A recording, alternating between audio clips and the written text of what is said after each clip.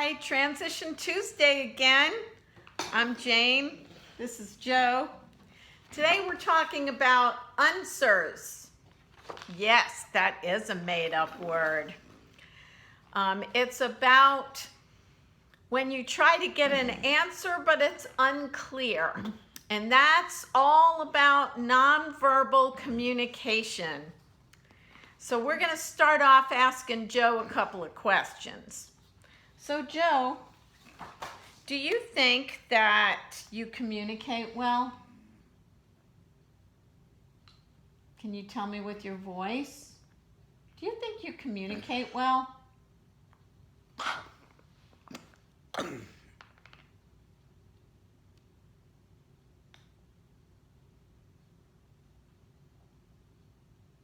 Is communicating hard?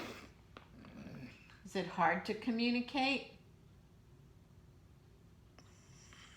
Tell me with your voice if you think it's hard to communicate.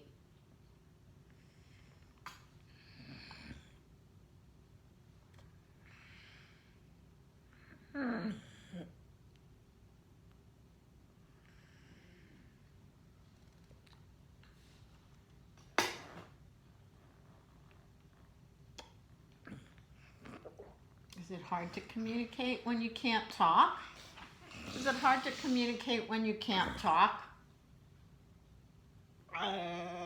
Yeah. Do you think people understand you?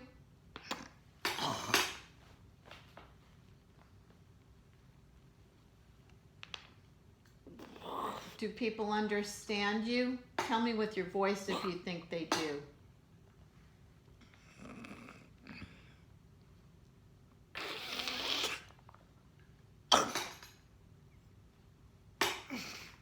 Tell me with your voice if you think people don't understand you.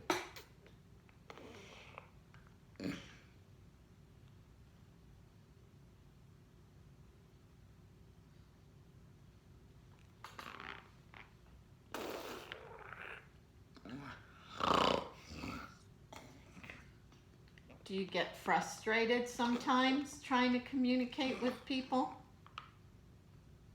Tell me with your voice if you get frustrated. I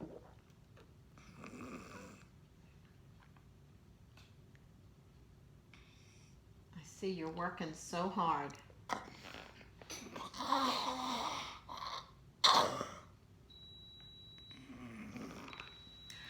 So what we're trying to show you here is that communication for people who are nonverbal, like Joe, is so hard. It's hard for the partner to figure out what the right question is, how to ask the question in a way that he can answer it by using his voice or vocalizing. And Joe has to get so many parts of his body together because he's dealing with the spasticity from his cerebral palsy. He might be having, if you have a Charlie horse, that hurts. And sometimes that happens to Joe.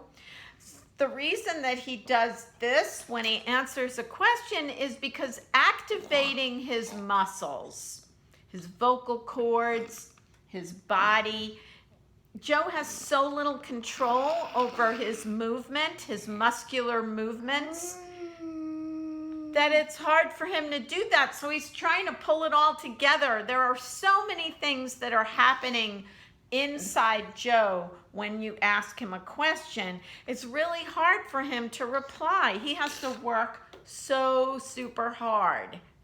And so, Joe drools because how sometimes when you're really focusing on something, you kind of drool a little bit. And most of us can swallow that back, but Joe's cerebral palsy makes it hard for him to swallow. So all these things are going on for Joe to answer a question. And so what we get a lot of is Unswers, where we're not sure of the answer. I think it is clear, though, that Joe wants to communicate with people. And so do other nonverbal people like Joe. So what do you do with an unclear response? Well, some things you can do are to redirect the question, maybe simplify the question. I'm probably like way too verbal. Probably make the questions more complicated sometimes because I know Joe is smart and I want him to get to the answer. Slow down. Don't be in such a hurry to get the question answered. In Joe's classroom, they give him 20 seconds to answer.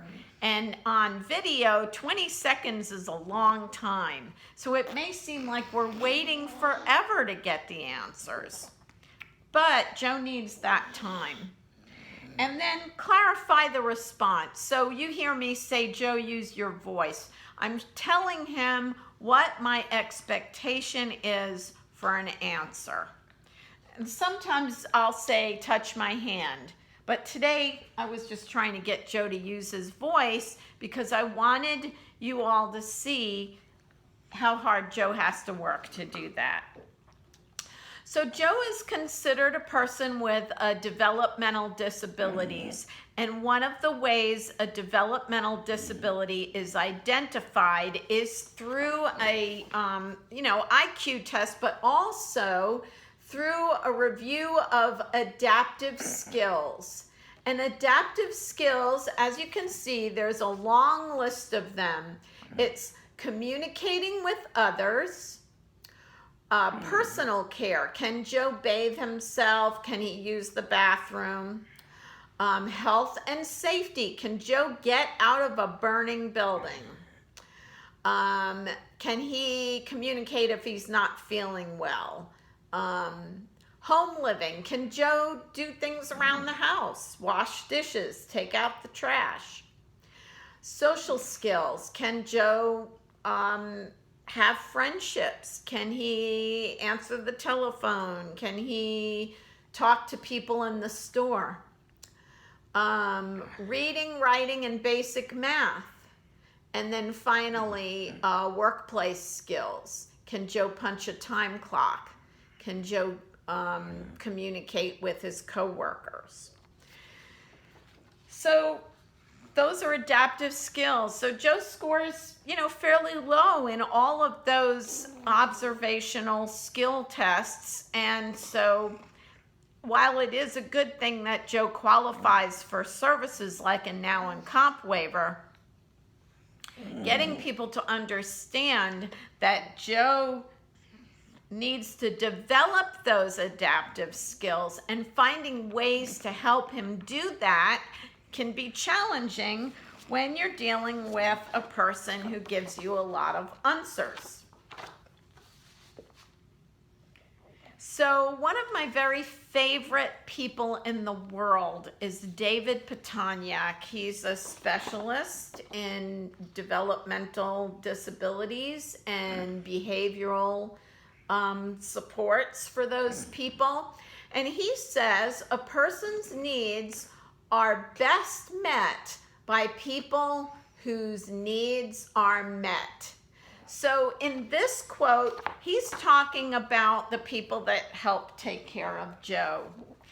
And I have discovered over the years that David Pitonyak's words are wise beyond imagining.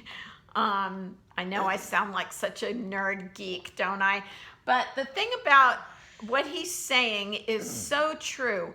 If I can stop and identify maybe what some of my needs are, I'm better at taking care of Joe's needs. You've heard that old thing about putting on the plane, putting the oxygen mask on you first and then putting it on the person. That's really true about building skills in nonverbal people. Here are some of the examples of ways that needs can be met by the caregiver or the person who supports the person, and how those are the same needs that the person has. Support. Friends, family, colleagues. If you feel supported, your life works better. A sense of safety and well-being. Can I sleep at night and know that nobody's going to come into my house? Power. To be heard and to be able to communicate with other people. To be able to change things that don't work for you. Power, personal power. Interesting and challenging routines. Turns out change can be good for a person. Sometimes doing the same thing the same way every single day makes you feel like you have no control. And being able to change things up a little bit, kind of like we are today. I asked Joe the questions first. We haven't done it that way in the past as much. It's good. Keeps you on your toes. Makes things interesting. Value and self-worth. If I didn't feel like I was valuable to Joe, I couldn't be very much good for him. And I couldn't show Joe that I value him if I didn't feel valued by him. Does that make sense? It's a mutual appreciation society is what you need.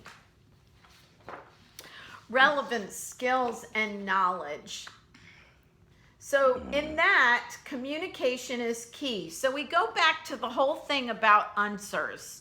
How can Joe and I communicate with each other in a relevant, meaningful way so that we can learn about each other? I can learn what Joe's preferences are. He can learn what my expectations of him are. All those things are very, very important. So a lot of that is observation. So right now I see Joe's face. I see him smiling. I see him looking in my direction and listening to the things that I am saying. All of those things are important in practicing these vital communication, self-expression tools. We're going to keep working on these things, and we appreciate that you're willing to come with us on this journey that we're on. Maybe some of these things work for you in your life. We sure hope so. So my message today is just keep trying, even if you do get a lot of Unswers. Keep trying. So it's kind of a full circle thing. So here's the downside. Here's the cloudy part of the sky. You want to give up. You're stressed out. You're worried about the future. Sometimes you're crying because maybe you want more for your child or the person you're supporting, and it feels so dismal sometimes. Keep trying, because there are going to be days where you do get some rest, and you can celebrate a success, and you can use support to help you. You feel like, I can ask for help today, and then you smile, and the world seems like a sunnier place. So thanks for joining us. See you next week.